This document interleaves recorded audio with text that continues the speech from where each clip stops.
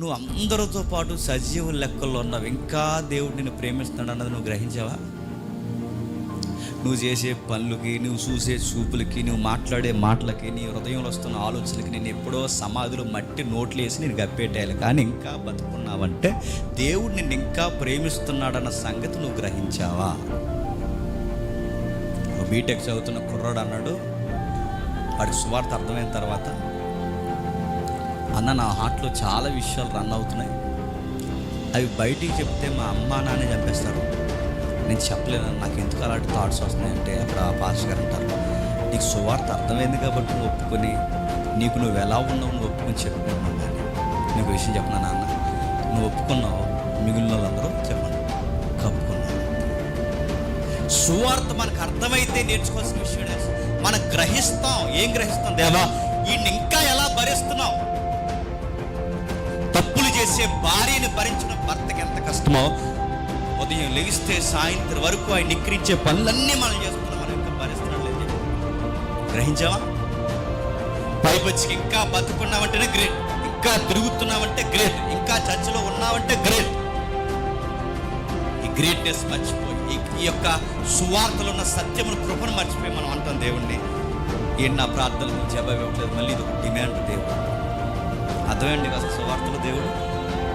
కొంతమంది ఈ మధ్య ఇలా చేస్తారు, ప్రార్థన నువ్వు ఇస్తావు, నాకు తెలుసు నజరేయుడైన యేసునామం నువ్వు ఇస్తావు, నీకు బంధిస్తాడు. ఏం వాళ్ళు నీకు నడుతున్నావు, ఏమి వాళ్ళు నీకు లైఫ్ ఇచ్చాడు, ఇంకా నీకు రోజు ఇచ్చాడు. గుర్తుపెట్టుకో, డే బై డే ఇంకా నడుస్తుందంటే నీకు ఆయన నీకు అర్థమయ్యాడా? నీకు సువార్త అతకట్టాను, ఈ అధ్యాయం అంతా చదివితే మనకు అర్థమైంది ఏంటి చెప్పిన? సువార్త అర్థమైందంటే నాకేం అర్థం లేదని అర్థం. ఇన్ని సంవత్సరాలు ఇంత సేవా జీవితంలో మనకు అర్థం కావాల్సింది ఏంటి తెలుసా? అసలు నాకు సువార్త తెలిసిన తర్వాత ఇప్పుడు అర్థమవుతుంది, నాకేం తెలియకుండా సువార్తలో బతికేస్తాను.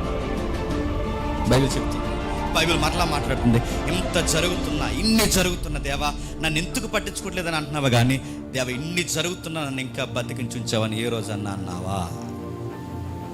మనిషికి అన్నీ ఉన్నప్పుడు, అరే అన్నీ ఉన్నాయి, నన్ను దేవుడు ఆశీర్వదించాడు అన్నది అప్పుడు గుర్తురాదు. ఈరోజు సండే వచ్చింది, చక్కగా కర్రీ వండుకున్నాం, నచ్చిన టైంకి తిన్నాం. చాలామందికి లైఫ్ లేదు ప్రభువా, కానీ రోజు గుప్పుడు మెతుకులు తినే అర్హత మాకు ఇచ్చావని గ్రహించావా? ప్లొట్లేసుకుని తినేసావా? గ్రహించు. చాలామంది రోడ్డు మీదకి వచ్చి ఇంటికి కూడా వెళ్ళలేకపోతున్నారు ప్రభు, కానీ నేను రోజు రోడ్ల మీద తిరిగి ఉద్యోగాలు చేస్తూ మళ్ళీ ఇంటికి పోతాను ప్రభు, నన్ను ఎంత కాపాడుతున్నా ప్రభు, గ్రహించావా?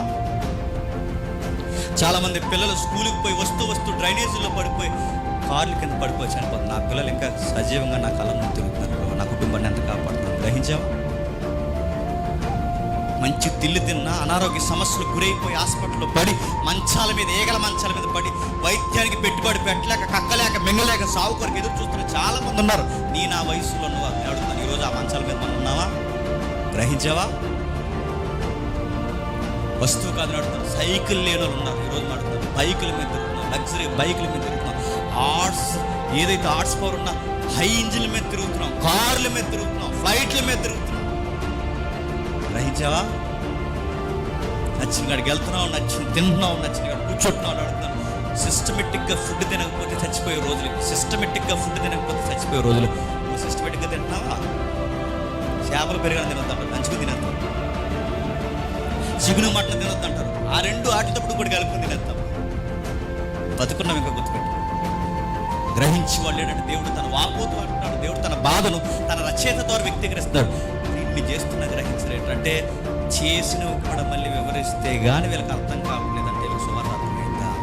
అందుకే మన కొత్త పాటలో రాసిన పదం ఏంటంటే 2వ లైన్లో మన కొత్త పాటలో హితము గతము మరిసి అనే పదం. హితము గతము మరిసి అంటే నేను చేసిన మంచిని మనుషులు మరిచిపోవడం పెద్ద విషయం కాదు, నేను చేసిన మనిషిని మనుషులు మర్చిపోవడం ఎంత కాదు, మంచే నన్ను మర్చిపోయింది, అది హితమే గతం మర్చిపోయింది. దేవుడు అంటున్నాడు, ఇన్ని చేశాం ఎక్కడ గ్రహించలేడు. వాడు ఉదయం లేచాడంటే నా వల్ల, వాడు నడుస్తున్నాడంటే నా వల్ల, వాడు తింటున్నాడంటే నా వల్ల, వాడు చూస్తున్నాడంటే నా వల్ల.